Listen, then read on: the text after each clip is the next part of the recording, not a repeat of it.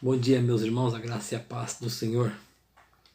Hoje nós vamos estudar então a carta do apóstolo Paulo aos Filipenses, no capítulo 3 e 4, IBD 11, do dia 14/6/2020. Né? Bom, a carta aos Filipenses ela é o 50º livro da Bíblia e é o 11º do Novo Testamento. Filipenses então se destina aos cristãos em Filipo como forma de agradecimento por tudo que fizeram pelo apóstolo Paulo durante o tempo em que esteve lá numa viagem missionária.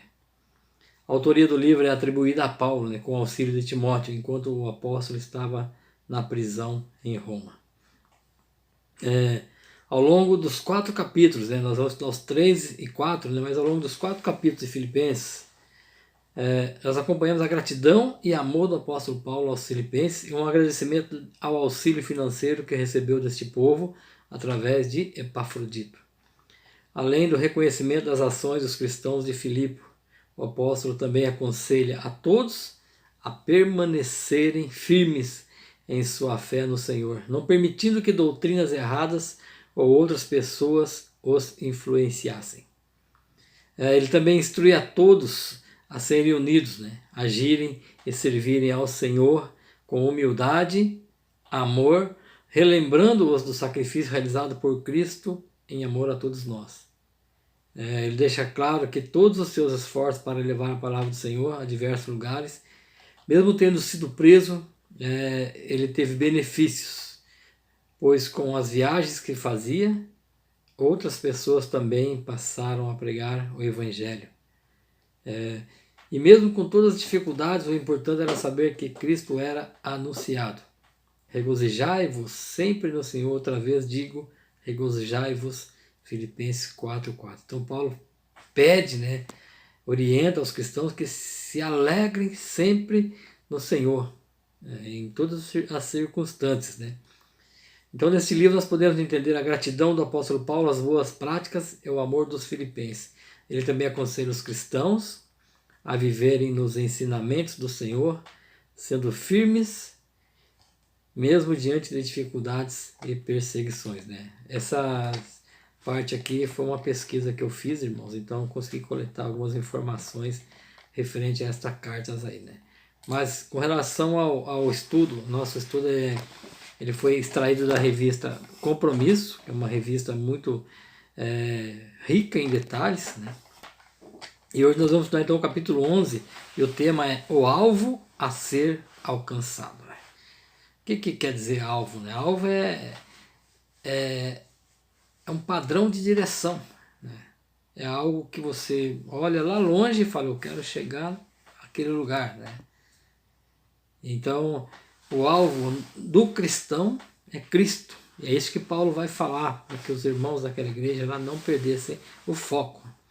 E Filipenses, no capítulo 3 e 4, aliás, no capítulo 3, no versículo 13 e 14, vai dizer assim: irmãos, não penso que eu mesmo já o tenha alcançado, mas uma coisa faço, esquecendo-me das coisas que ficaram para trás e avançando para as que estão adiante, prossigo para o alvo, a fim de ganhar o prêmio do chamado celestial de Deus em Cristo Jesus.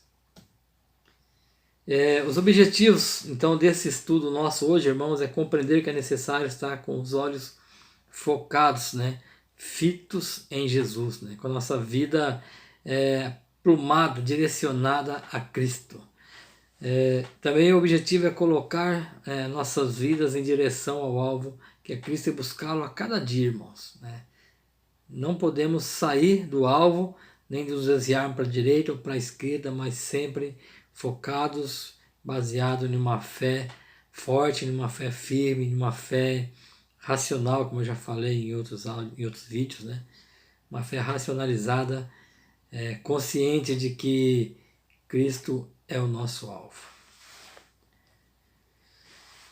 Em Filipenses, no capítulo 3, verso 1 e 2, vai dizer assim: meus irmãos, alegrem-se no Senhor. Escrever-lhes de novo as mesmas coisas não é cansativo para mim, e é uma segurança para vocês.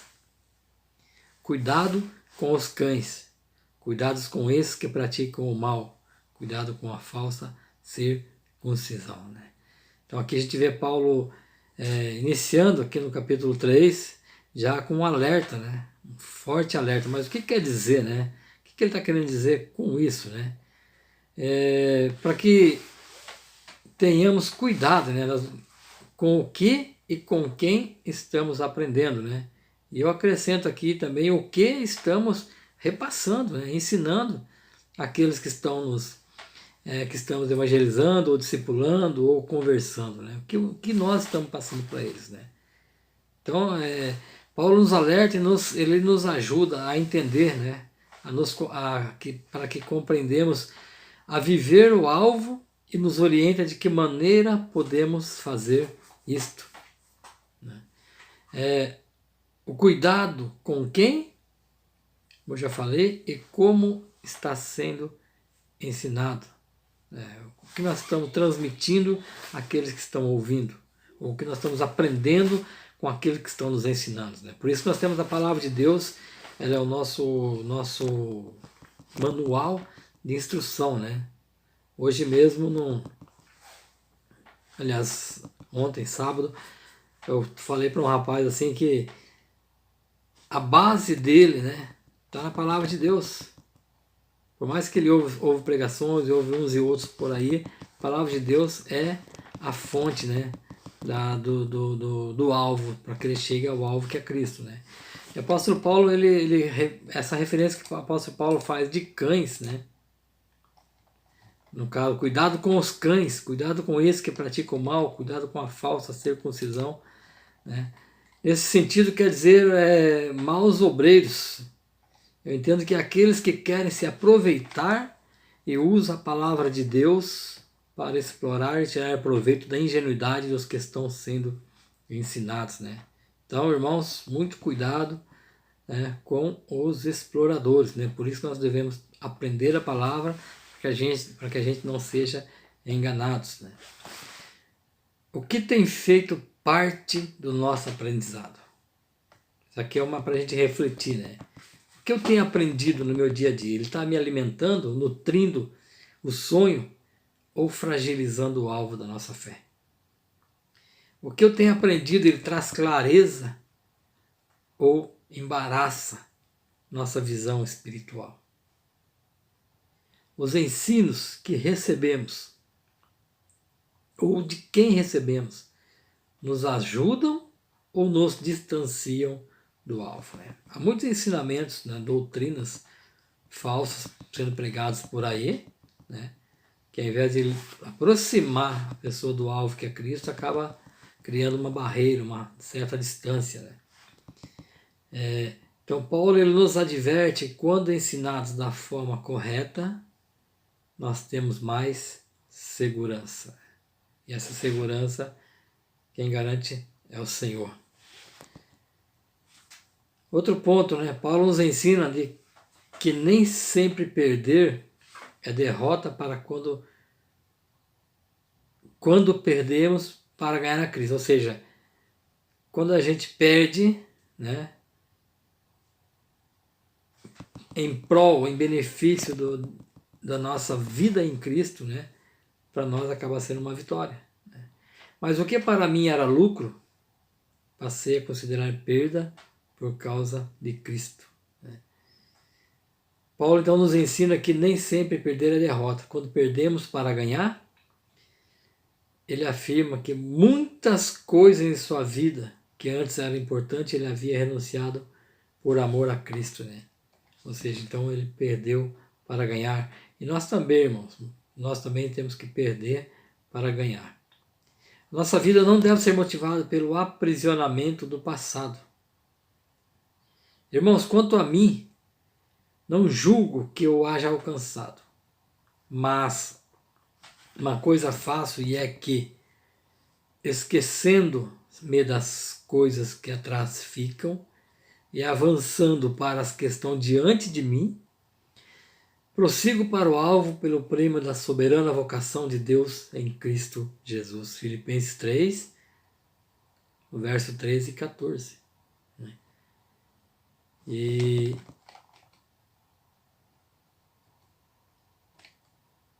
as coisas passadas, né, elas só devem ser lembradas para ações de graças e júbilos ao Senhor, né? Ou seja, toda vez que a gente tiver que relembrar o nosso passado, da forma que a gente vivia, que seja para testemunhar da transformação que Deus fez em nossas vidas, né? Fora disso aí, irmãos, passado é passado. Quando vivemos lamentando o passado, não temos tempo para olhar para frente e perdemos o foco e corremos o risco de nos desviarmos do alvo. É como se está numa grande corrida. E se você olha do lado, de repente tem um buraco, você cai, né? Então você sai do seu objetivo, sai da sua reta e acaba se complicando. Qual a proposta do nosso coração, né? Muitas vezes estamos tão apegados às práticas, costumes de uma vida anterior de Cristo, algo cultural, tradicional, algo que vem de família, que vem dos antigos, bens materiais, crendices, que é difícil para a gente abrir mão, né? E sendo assim, nós não entregamos totalmente, não nos libertamos totalmente das coisas passadas, né? Mas Pedro, lá em Lucas 18, 28, vai falar assim: e disse Pedro, ele que nós deixamos tudo e te seguimos. Então nós somos chamados, irmãos, a deixar tudo de lado e a seguir a Cristo, né? Por isso é essencial que entendamos que Jesus é o fundamento e base da nossa vida. Em 2 Coríntios 5, no verso 15 a 18, vai falar assim: e ele morreu por todos, para que os que vivem não vivam mais para si, mas para aquele que por eles morreu e ressuscitou. Assim que daqui por diante ninguém conhecemos segundo a carne, e ainda que também tenhamos conhecido Cristo segundo a carne, contudo agora já não o conhecemos deste modo. Assim que se alguém está em Cristo, nova criatura é. As coisas velhas já passaram, eis que tudo se fez novo. E tudo isso provém de Deus, que nos reconciliou consigo, mesmo por Jesus Cristo, e nos deu o ministério da reconciliação. Então, irmãos, nós fomos reconciliados com Deus, né? Vivíamos aprisionados no pecado, antes de conhecer a Cristo, mas depois que a gente conheceu a Cristo e começou a caminhar com Ele, nós somos reconciliados com Deus, né? Somos chamados de filhos de Deus, herdeiros de uma vida celestial gloriosa. Paulo também vai falar que todo crente deve ser desenvolvido, aliás, que deve ser desenvolvido em nós o exercício da confiança, da providência divina e não da ansiedade humana. Filipenses 4:6, não estejais inquietos por coisa alguma, antes as vossas petições sejam em tudo conhecidas diante de Deus pela oração e súplica, com ação de graça. Entendo que a ansiedade é uma manifestação e um sentimento onde por algum momento perdemos nossa confiança em Deus, como se Deus não cuidasse, como se Deus não tivesse no controle da nossa vida, como se Ele não tomasse providências, né? E assim, muitas vezes, a gente dá a direção para Deus, mas de repente a ansiedade faz com que a gente vá lá, Senhor, me dá aqui a direção, e toma as decisões sem pedir a opinião de Deus, ou sem perguntar a Deus, é certo? Devo ir, não devo ir, devo ficar? O que eu devo fazer, Senhor? Né? E o resultado de quando a gente toma a direção das mãos de Deus, né, é ser frustrado. Quando a gente tenta fazer algo da nossa maneira, sem pedir, ou sem conhecer a vontade de Deus para a nossa vida, a gente se frustra. E a maneira de combater a ansiedade, né, o antídoto é desenvolver e crescer na fé. Colocar nossa confiança em prática. Colocar tudo aquilo que a gente está aprendendo, irmãos, em prática. Não só de ouvir, né, não só de falar, mas praticar, né, aquilo que é a boa, perfeita e vontade e agradável ao Senhor. independentes das circunstâncias, somos fortalecidos pelo Senhor. Sei estar abatido e sei também ter abundância em toda maneira. Em todas as coisas estou instruído, tanto a ter fartura como a ter fome, tanto a ter abundância como a padecer necessidade. Posso todas as coisas em Cristo que me fortalece, né? A gente ouve muito um jargão, né? Eu posso tudo em Cristo, posso todas as coisas naquele que me fortalece. Muito comum a gente ouvir esse verso, né, sendo expressado por várias pessoas, né? Mas o que as pessoas esquecem é das condições, né? De que o que importa, todas as coisas que fala aqui, se eu posso passar necessidade, eu posso ter abundância, posso ter fartura, eu posso ter tudo, né? Ou não posso ter nada, mas Cristo é quem me fortalece, né? E muitas vezes as pessoas usam esse verso, esse versículo aí, simplesmente para dizer que podem superar qualquer obstáculo, qualquer barreira que está à sua frente, né? Sem ter comprometimento com a palavra. Isso é impossível, né? Então, Paulo podia ter abundância, ter falta, ter fartura ou até privações, porque Deus o fortalecia em todas as circunstâncias, boas ou aparentemente ruins, né? Então, não importa as circunstâncias, eu tenho um Deus que cuida de mim. Na abundância, na fartura, né? Na falta, eu tenho um Deus que cuida de mim. Porque já aprendi a contentar-me. É o grande desafio para quem está de olho no alvo, que é Jesus. É ter contentamento diante de qualquer circunstância da sua vida. Como colocar nossa vida em direção ao alvo e buscá-lo? Nunca perca Jesus de vista, nada pode ofuscar seus olhos. Cuidado, muito cuidado com quem e o que você tem aprendido. Não sejamos ingênuos na vida espiritual, seja simples, mas criterioso.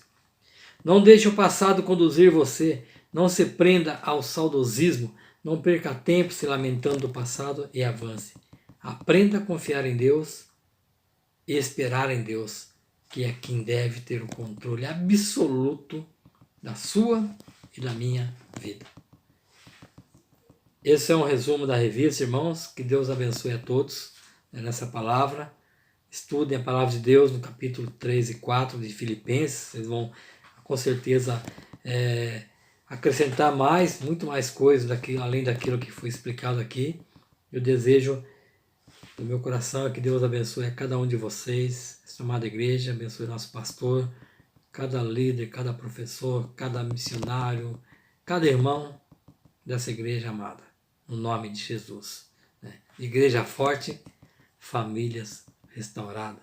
Que Deus abençoe a todos. Em nome de Jesus. Amém.